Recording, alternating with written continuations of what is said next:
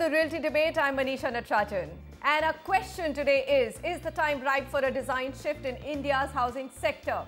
In a rapidly changing world of wearable technology, driverless cars and sustainable solutions, is the Indian real estate industry doing enough to make India's homes future ready?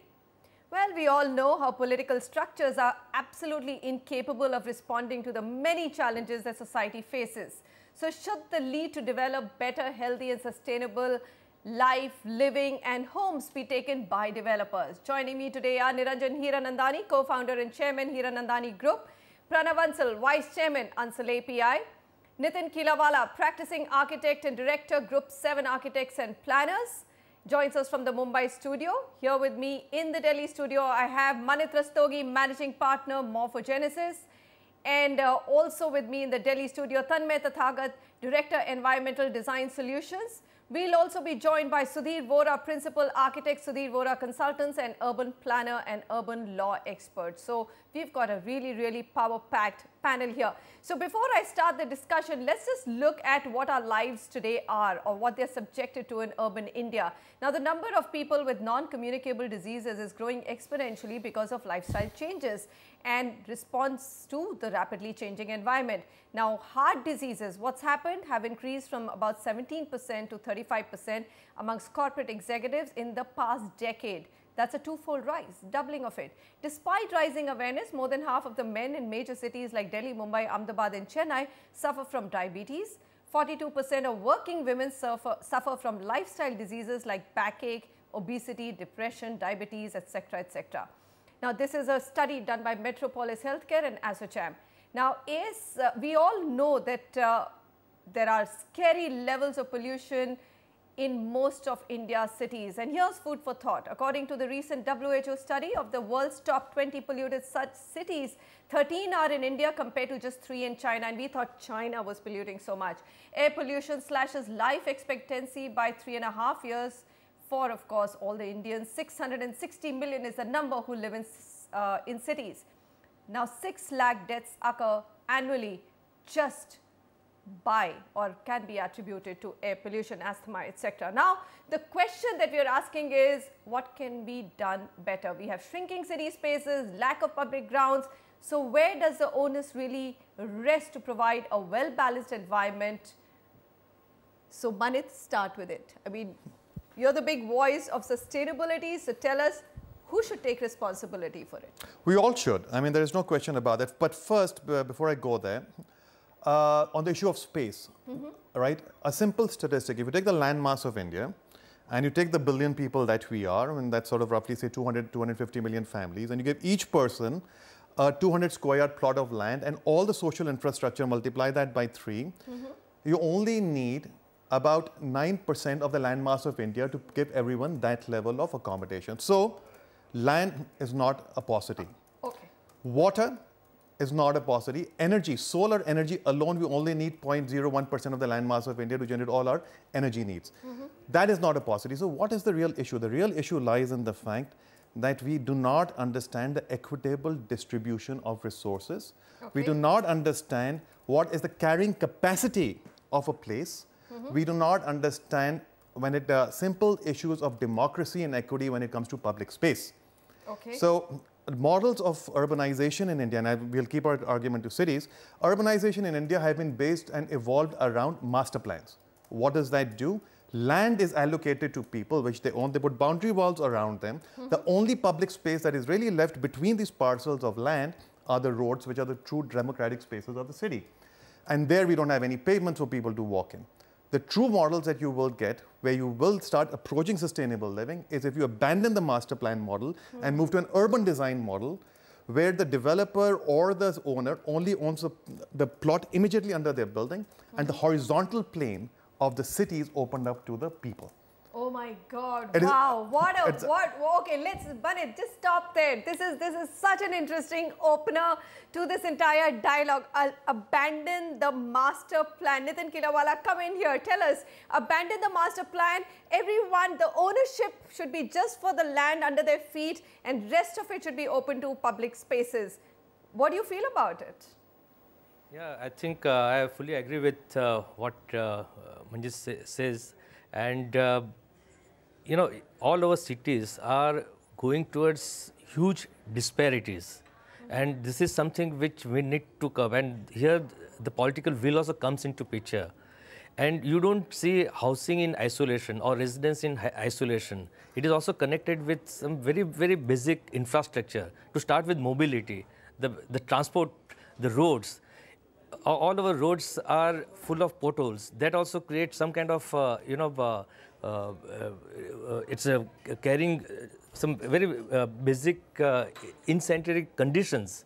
And these are something which is very, very basic. And yes, I think we must have equitable land for all sections of the society, and it is there. When we talk of, say, a place like Mumbai, we have abundant land in public domain. So why this cannot be used up in a more selective manner? All right, let's hold that thought. Sudhir Vora, equitable land for all sections of the society. Currently, even if you had to house everybody in India and assume that you need 250 square feet for each human being, only 9% of India's land would be taken up. I mean, these numbers are just astounding. So what's going wrong? We have terrible common living spaces. And yes, there are isolated cases of great community living and some township projects, but then they're so isolated that I can't even say that the ones who are considered as having it all are living a great life either in this country. Well, I think Manith has opened the debate as a good opening batsman. And I think the crux of the issue is that our planning processes are still top-downwards approach. We, over the last 50, 60 years, starting with the DDA, which was the first town planning organization created under an Act of Parliament in 56, we have assumed that whatever government gives us is going to be the best. Now, that's something which has happened in other industries as well. At one time, you didn't have a choice but to buy either a Fiat or an Ambassador, and you didn't have a choice in automobiles or in your telecommunication or many other areas. The same thing practically is happening now with housing. And that's what also has happened the last 20, 30 years after we opened the housing industry to the private developers. You assume that what you give to the public is what they want, what they need, and it's backfired. So we haven't yet democratized our planning processes, and land is still assumed to be a rare resource, which it really is not. It's a mismanaged resource. And we have similar examples of mismanagement in other areas, energy, water, etc. For instance, Delhi uses the same amount of water per capita that Paris does, and we waste about 4 times more than what Paris does. Just to give you an example in terms of liters per person. So this is the bottom line of all this is that we lack democracy in our planning processes. And we haven't let it out in the open to the market forces to decide what to build, where to build, how to build. And we've come down to that point where you now find that you are failing on transport, you're failing on facilities, and you're failing on many other fronts to do with the urban sector. All right, Mr. Hiranandani, come in here into this conversation. I mean, land is not scarce, but it's a complete planning failure, and the top-down approach hasn't been working, but private sector has tried to come in, hasn't it? And there's not been that much of success. Let's be honest about it as well. Manisha, you have to understand there are 2 aspects of the whole deal. First of all, the external planning has to be done by the government or local authority. And in the last couple of years, they have miserably failed. If you look at the new master plan of Mumbai, it's such a disaster, and it's scary to think that that's going to be what is going to be done by Mumbai for the next 20 years. I mean, I feel horrified when I see it. There's not a single iconic idea. There is no future as far as the planning is concerned. You put a cemetery in the middle of the town, in the centerpiece of a township. You usurp private green spaces which are there belonging to societies. You have totally, changed the master plan, which makes no sense whatsoever. So I think, first of all, you need somebody who really looks at a master plan of cities in a healthy, democratic, and open sort of way. Second, I think the developers owe something to the country and to the city. in some respects, some of the developers have done a beautiful job. We've created huge amount of beautiful infrastructure. For instance, in our township in Powai, 1/3 of the space is totally green. We have 100 acres of gardens and forests. We built the largest sewage recycling plant in India, and we have lots of green buildings. So I think what we need is a mix of government change and private people initiative also to take place. So I think both have actually lost out in this country. Neither has the government really succeeded in what they needed to do or how to do it, nor have the developers pan-India really done their job beautifully. So I think we need both to buck up in the next few years and prove to the people of India that we are truly committed to making beautiful cities, environmental friendly, sustainable, and actually using public spaces in the right way. But it's a shame. We have really lost out the last 65 years. Pranav Ansal, come in here. So there are two questions we are saying that number one, master plans have been a complete failure. First, we keep raising this whole question and saying so many cities don't even have a master plan. Now we are saying that the current master plans are complete bunkum. They just don't take care of sustainability or a democratized living. On the other hand, we are saying that the government should be responsible for external spaces and the developer should be responsible for internal spaces. How are you placed on both these arguments? You know, I have in addition to what has been said by my fellow panelists, I want to add two more things. In India, I was reading in one of the articles, only 20% of any city is 20% of the population lives in townships or projects made by private developers. 80% is not even 80%, about 20-25% is government, and 50 to 60% is illegal slum developments. So when we talk about sustainability and when we talk about green environment or the health concerns, we must also understand that 50 to 60% of the people are living in slums or illegal colonies, and then the government comes and most of these illegal colonies are regularized and made legal.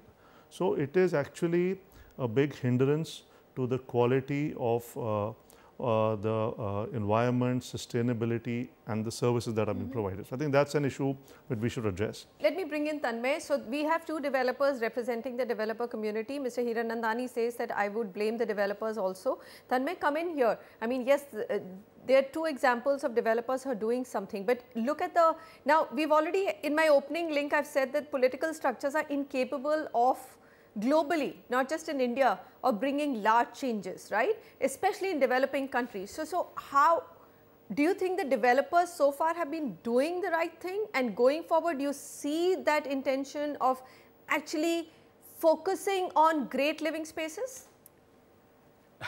It's two very different aspects, but the problem has to be, as Manit said, solved from both the ends. Yes, there are a few developers, and the Hiranandani project in Powai is a very good example of that, where there is a developer doing something which is creating a great urban space. But then how many such examples are there? So I would say that such projects are not the norm, they are rather the exception right now. So a developer today is doing what is required to meet the minimum environmental conditions, and some of them mandate certain things that are being done. But as an intent, as a design, as something that gets back into the fabric of the urban living, which goes beyond the boundary of the project, it's very rare to see. But again, it's a tough debate because you cannot blame only the developer in this game, because it's also our expectation from a development to be insular, blocked off, and inward looking, and having all the amenities and services only for ourselves. We've had this discussion many times that if you walk over to any new city, go to Noida or Gurgaon, you'll have, you said, clubhouses and facilities and gym every 200 meters, but none of them open to anyone outside of that boundary wall. And even then, there's nothing for the community of. So I would say that there is a concept which is very well known called the smart growth, where the smartness is not just in gadgets and devices and ICT, it's also there, but it's the way you design in which the common services, spaces, and the investments that are being made by developers in any case are leveraged for the greater good. Okay. Now, if we only wait for the government, I mean, government has to pitch in, because that's where all our tax money is going. We are supposed to be getting those services that we are now lacking. Okay. And they have to be, the top-down planning has to accommodate this. But I would say that in a city like Delhi, where our number one, you opened up with the whole problem of air quality, which is coming from cars. Why are cars there? Because people are commuting. Why are they commuting so much in Delhi? Because we don't allow mixed use. We don't allow people to work and live in the same neighborhood. Absolutely. It's a planning failure. Just that one change will completely ease out congestion in large parts of the city.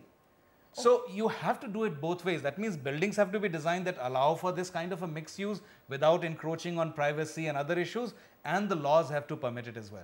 Okay, so we've established the problem and we see and realize that there's a big problem, but there are two big debate points opened up. Number one, should what the developers are making for a community be open for larger public good? Now, this is a really interesting aspect we've never explored on the property show. Is it feasible and possible in a country of such high disparity like India? That's the first question. The second one, which we need to absolutely come back and discuss, is our cities are already such a big mess. Is there a solution? I mean, can you actually change anything in the next decade or not? Or have we already lost too much time and the jungle is so messed up that you can't fix it? Come back on this very interesting discussion. How do we have more sustainable homes, living and lives in India's urban cities?